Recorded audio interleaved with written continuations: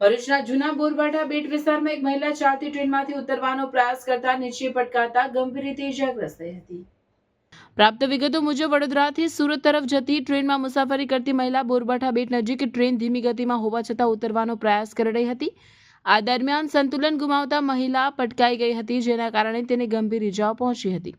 ઘટના સ્થળે હાજર લોકોમાં અફરાતફરીનો માહોલ સર્જાયો હતો।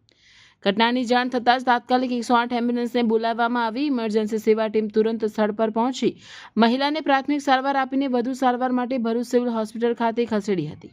હોસ્પિટલ સૂત્રો મુજબ મહિલાની હાલત ગંભીર હોવાનું જાણવા મળી રહ્યું છે। પ્રાથમિક તપાસમાં ઇજાગ્રસ્ત મહિલા ઉત્તર પ્રદેશની રહેવાસી હોવાનું સામે આવ્યું છે, જો કે તેની સંપૂર્ણ ઓળખ હજી બહાર આવી નથી।